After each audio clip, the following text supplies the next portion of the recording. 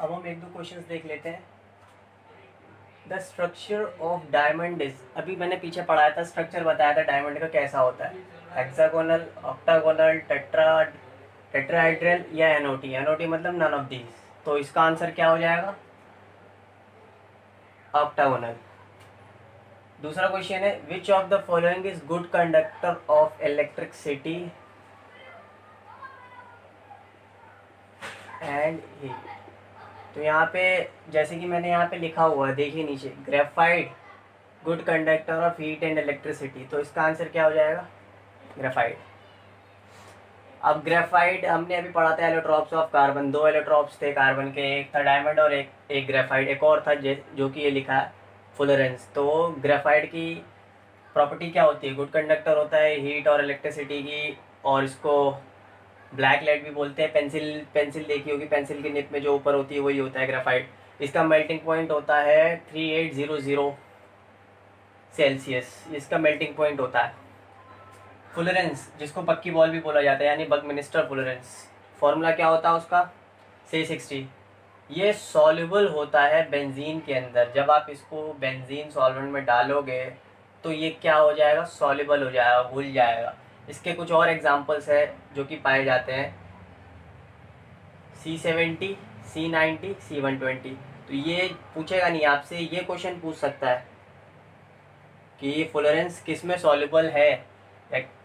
तो आंसर क्या लिखना है आपको? बेंजीन में क्या है? फ्लोरेंस सॉल्युबल है। अब जो पढ़ना है हमें, वो पढ़ना है कोल। कोल कोल को हम क्या बोलते हैं? Black gold. कोल को हम ब्लैक गोल्ड भी बोलते हैं। तो कहीं ब्लैक गोल्ड अगर लिखा हो तो आप ये मत समझिएगा कि ये कौन सा नया टर्म यूज हो गया, ये क्या क्या होता है क्या नहीं होता है। तो ब्लैक गोल्ड क्या होता है? कोल ही होता है। कहाँ कहाँ मिलता है? Found in sedimentary strata. Sedimentary strata मतलब सॉइल के लेयर्स के बीच में, लेयर ऑफ सॉइल, यानी सॉइल लेयर के बीच में, सॉइल के लेयर के बीच में पाया जाए। कॉन्टेन मतलब क्या क्या होता है इसमें? Carbon, volatile matter, moisture and ash. पानी भी होता है, कार्बन कार्बन तो होगा ही होगा क्योंकि हम चैप्टर ही पढ़ रहे हैं कार्बन। वोलेटाइल मैटर जैसे कि सल्फर हो गया, फॉस्फोरस हो गया, और भी है काफ़ी, ये सारे एलिमेंट्स होते हैं। मॉइस्चर, पानी, ऐश, ये सब चीज़ होता है इसके अंदर। Mostly use for power generation. कहाँ यूज होता है सबसे ज़्यादा? है पावर जनरेशन। जो हम आपने देखा होगा थर्मल पावर प्लांट जो होता है वो जनरली इस कोल के दम पे ही चलता है। तो कहाँ यूज होता है? पावर जनरेशन में यूज होता है। और इसके कुछ टाइप्स होते हैं, ये 4 टाइप्स होते हैं कोल के: एंथ्रासाइट, बिटुमिनस, लिग्नाइट, पीट। पीट जो है वो बहुत ही खराब क्वालिटी का होता है कोल। तो इसको एक तरीके से यही बोलते हैं कि ये कोल है ही नहीं है। इंडिया में जो कोल होता है वो होता है आपका बिटुमिनस, ये होता है आपका इंडिया में। तो ये 4 होते हैं आपके कोल्स। कुछ क्वेश्चंस कर लेते हैं। Methane is insoluble in. Methane, methane क्या होता है? मीथेन का फॉर्मूला होता है CH4। किस में इनसॉल्युबल है? वाटर, पेट्रोल, केरोसिन ऑयल या नन ऑफ दीज। जैसे आपको पता है वाटर क्या होता है आपका? पोलर सॉल्वेंट होता है। और पेट्रोल और केरोसिन ऑयल क्या होते हैं? दोनों नॉन पोलर इन नेचर होते हैं। आपने पढ़ा होगा कि पोलर पोलर से अट्रैक्ट होते हैं, नॉन पोलर से। यानी अगर आप पानी को तेल में डालोगे तो क्या घुल जाएगा? नहीं, पानी अलग हो जाएगा, तेल अलग हो जाएगा। तो पानी को किसी ऐसी के साथ करना पड़ेगा जो कि पोलर हो। तो यहाँ पे क्या है? मीथेन। तो मीथेन आपका क्या होता है? नॉन पोलर होता है, नॉन पोलर इन नेचर। और वाटर क्या हो गया? अभी मैंने बताया पोलर इन नेचर। तो क्या होगा? सॉल्युबल होगा या अनसॉल्युबल? तो इसका आंसर क्या होगा? इनसॉल्युबल। आंसर हो गया वाटर। वहीं पे अगर आप अमोनिया ले लो, अमोनिया यानी NH4। तो NH4 क्या होता है आपका? पोलर होता है। और वाटर आपका क्या होता है? पोलर होता है। तो यहाँ पे क्वेश्चन चेंज कर देगा, वो बोल देगा अमोनिया इज सॉल्युबल। अमोनिया किस में सॉल्युबल है? तो आपका आंसर तब भी क्या होगा? वाटर होगा। तो यहाँ पे इनसॉल्युबल की जगह क्या कर दिया? सॉल्युबल कर दिया, क्योंकि अमोनिया क्या होता है आपका? पोलर इन नेचर होता है।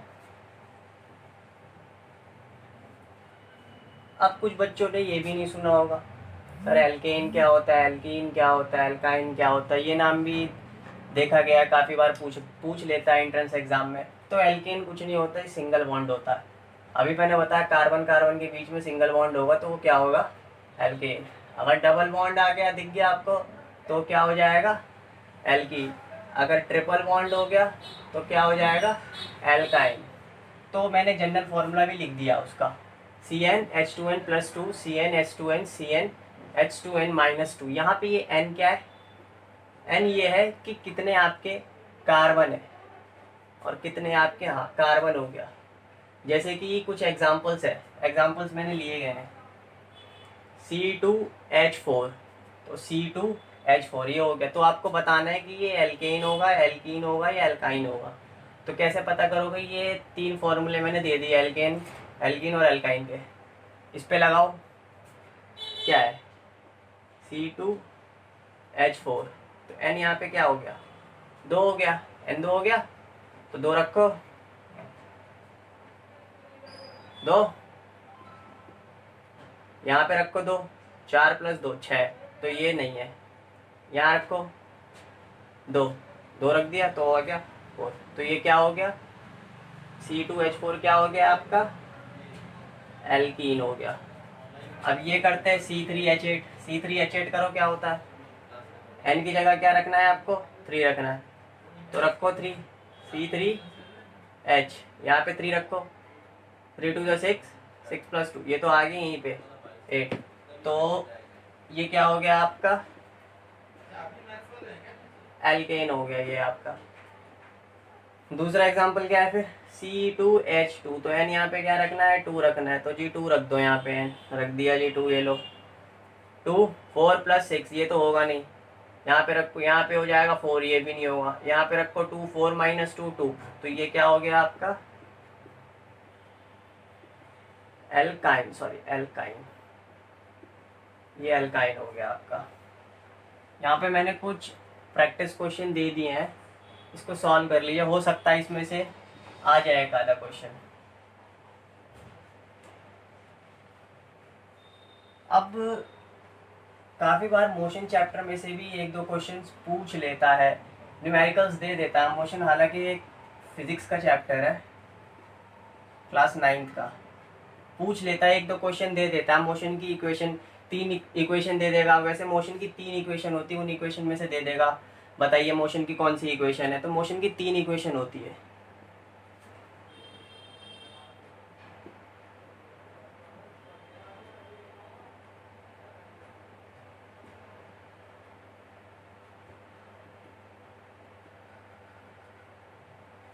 ये मोशन की 3 इक्वेशन होती है, इन्हीं 3 पे आपको एग्जामिनर जो भी क्वेश्चन पेपर सेट करेगा वो आपको क्वेश्चन देगा, या तो ये 3 इक्वेशन के बारे में पूछ लेगा, इक्वेशन दे देगा 4 ऑप्शन में, बताइए इसमें से मोशन की कौन सी इक्वेशन है। अगर ये नहीं दिया तो ये तो ज़रूर आएगा, इन तीनों पे क्या दे देगा आपको, क्वेश्चंस दे देगा। यहाँ पे मैं बता देता हूँ v क्या है आपका, फाइनल वेलोसिटी,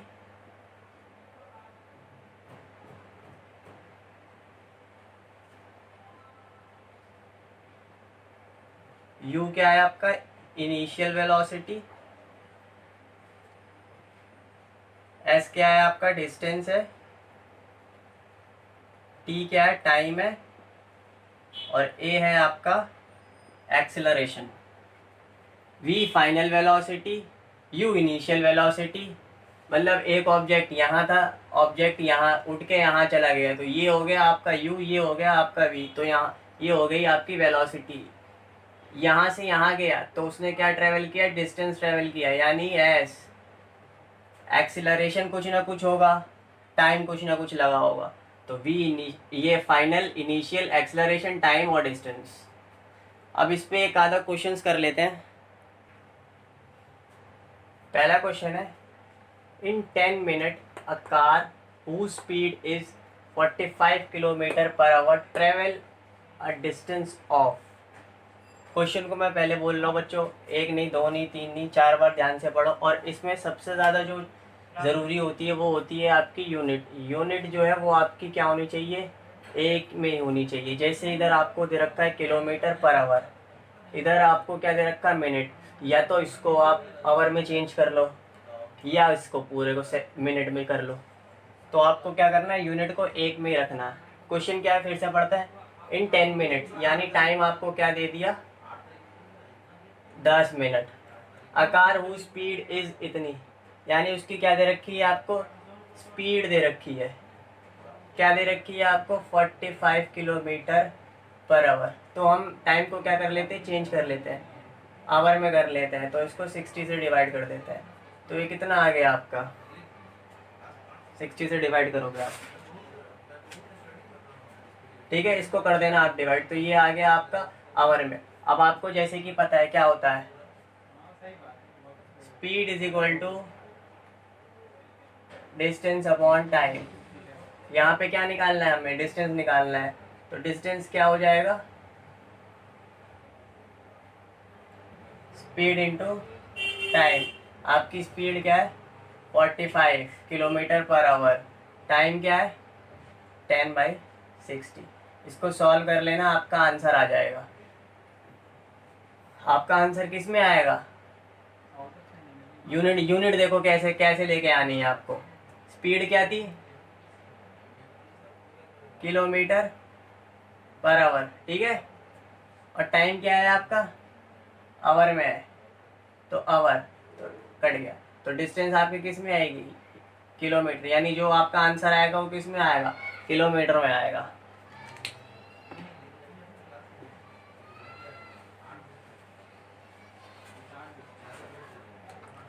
दूसरा क्वेश्चन पढ़िए।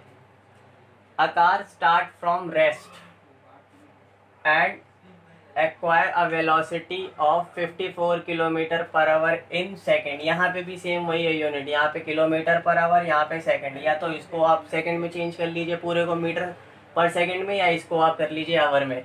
आपको क्या निकालना है, एक्सेलरेशन और डिस्टेंस। फिर से क्वेश्चन पढ़िए।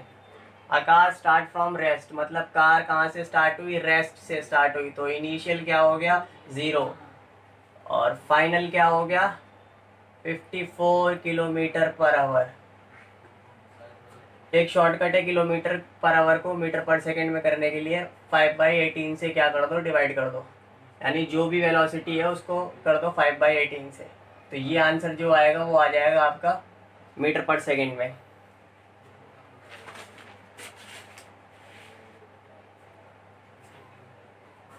ठीक है, तो ये कितना आ जाएगा आपका, ये आ जाएगा आपका 15 मीटर पर सेकेंड। ये हो गई आपकी फाइनल वेलोसिटी। इनिशियल क्या हो गई, 0 हो गई। क्या निकालना है हमें, एक्सीलरेशन। मोशन की 3 इक्वेशन बताई थी मैंने, v is equal to u plus a t, u is equal to s is equal to u t plus half a t square, b square is equal to u square plus 2as। तो इसमें से कौन सा लगेगा, आपको क्या निकालना है, एक्सेलरेशन निकालना है। आपके पास क्या क्या दिया हुआ है, फाइनल है, इनिशियल है, और टाइम भी दे रखा है, यानी टी दे रखा है 2 सेकेंड। तो कौन सी वाली इक्वेशन लगाओगे आप, ये पहली वाली। तो v is equal to u plus a t. V आपका क्या है 15, u 0, एक्सेलरेशन निकालना है t 2। तो ये कितना हो गया, a is equal to 15/2 meter पर सेकेंड स्क्वायर। तो जो भी आएगा सॉल्व कर लीजिएगा। फिर दूसरा क्या है, डिस्टेंस निकालना है। तो डिस्टेंस के लिए आप क्या लगाओगे, देखो ये वाला तो लगेगा नहीं क्योंकि इसमें डिस्टेंस है नहीं। डिस्टेंस के लिए आपको ये दोनों लग, तो इसमें आप कोई सा भी लगा सकते हो। देखो आपको u भी पता है, t भी पता है, आपने अभी एक्सेलरेशन भी निकाल लिया। इसमें भी आपको u पता है, v पता है, डिस्टेंस पता है। नहीं डिस्टेंस तो सॉरी निकाला, सॉरी डिस्टेंस निकालना, एक्सेलरेशन आपने निकाल लिया। तो कोई सा भी लगा दीजिएगा, निकल जाएगा। जैसे मैं ये वाला लगा देता हूँ, s is equal to u t plus half a t square. Distance मुझे निकालना है, u 0 है तो ये पूरा टर्म 0 हो गया, हाफ एक्सेलरेशन आ गया 15/2, टी दे रखा है आपको 2 सेकेंड यानी 2 यानी 4, ये 4 कट गया। तो डिस्टेंस आपका क्या हो गया, 15 मीटर। ये हो गया आपका आंसर।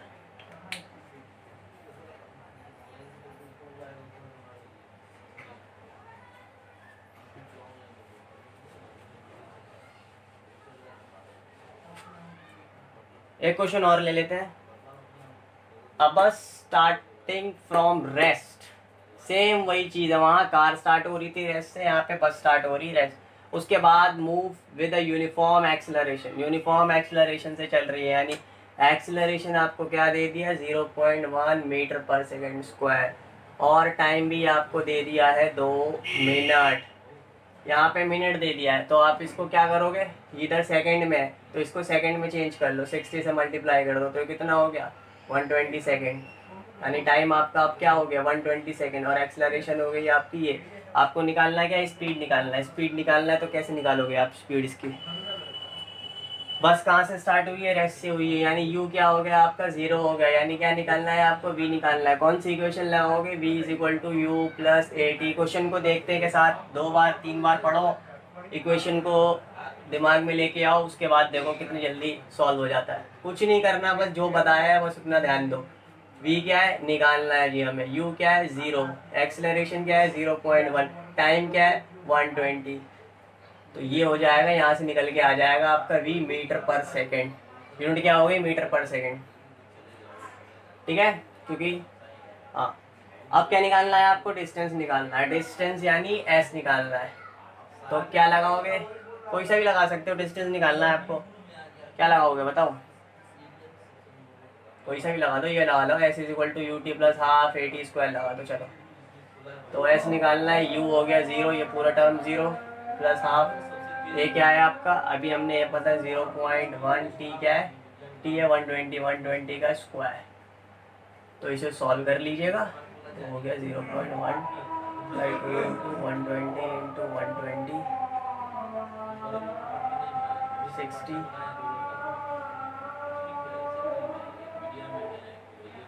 120 इंटू 6, जो भी आएगा आंसर वो आ जाएगा आपका मीटर में, इसे सॉल्व कर लीजिएगा। तो ये हो गया आपका ख़त्म, बस इतना ही पूछ लेता है, कभी कभार पूछ लेता है, इसलिए मैंने आप लोगों को क्वेश्चंस बता दिए। तो इसके जितने भी क्वेश्चंस आएंगे आप लोग पैनिक ना हो, आराम से इजीली क्वेश्चन को पढ़ें और आराम से आप लोग क्वेश्चन को हिट कर दोगे।